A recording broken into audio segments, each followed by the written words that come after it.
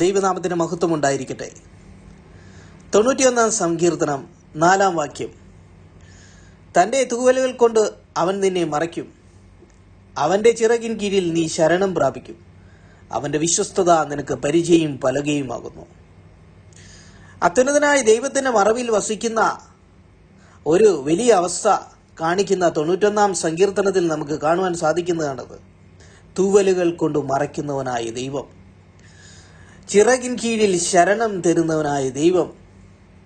ഇതൊക്കെ കാണിക്കുന്നത് തൻ്റെ ഭക്തനെ സംരക്ഷിക്കുന്ന അവസ്ഥയുടെ നിഴലാണ്.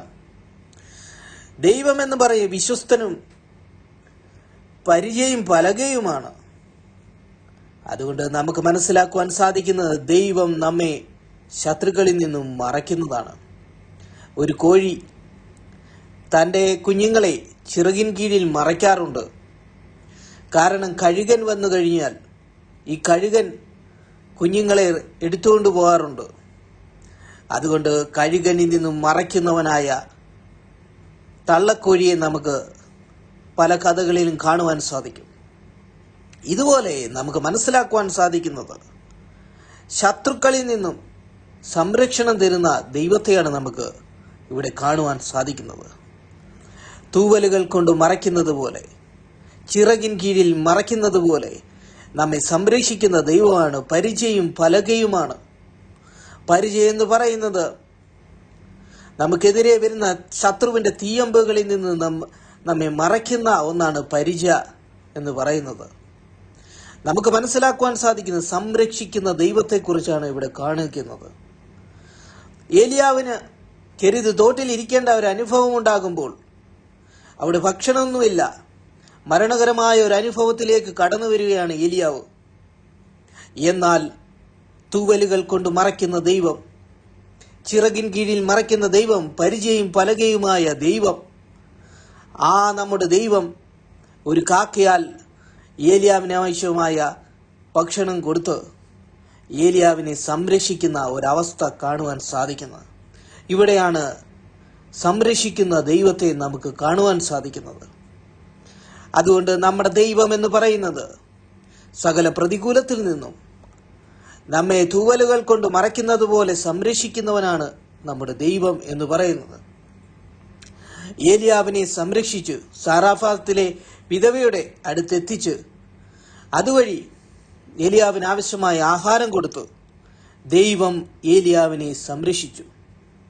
ഇവിടെ നമുക്ക് തരുന്ന ഒരു വലിയ ദൈവിക വെളിപ്പാടെന്ന് പറയുന്നത് നമ്മുടെ ദൈവം നമ്മുടെ നിത്യജീവിതത്തിൽ ആവശ്യമായ ആഹാരവും വസ്ത്രവും നമുക്ക് വേണ്ടുന്നതായിട്ടുള്ള സാമ്പത്തിക നന്മകളും മുൻപോട്ടുള്ള എല്ലാ കാര്യങ്ങളും തന്ന് സംരക്ഷിക്കുന്ന ദൈവമാണ് ഏലിയാവിൻ്റെ ദൈവമായ യഹോവയായ ദൈവം എന്ന് പറയുന്നത്.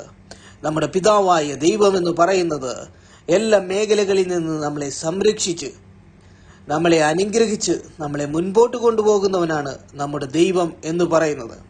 ആ ദൈവം പരിചയം പലകയുമാണ്, വിശ്വസ്തനാണ്. പ്രതികൂലങ്ങൾ കടന്നു വരുമ്പോൾ നമ്മെ സംരക്ഷിക്കുന്നവനാണ് നമ്മുടെ ദൈവം.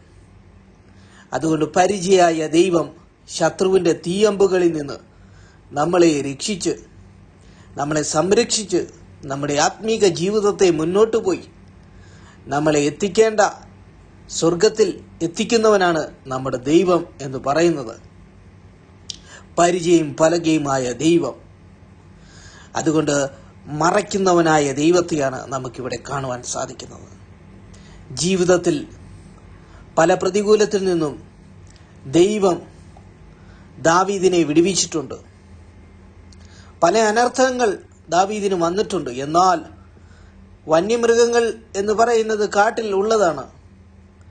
നമുക്ക് മനസ്സിലാക്കുവാൻ സാധിക്കും, ദാവീദ് കാട്ടിലായിരുന്നപ്പോൾ ഒരു മൃഗം ചാടി വരുമ്പോൾ ദാവീദ് അതിനെ തകർത്തു കളഞ്ഞു. കാരണം എന്താ?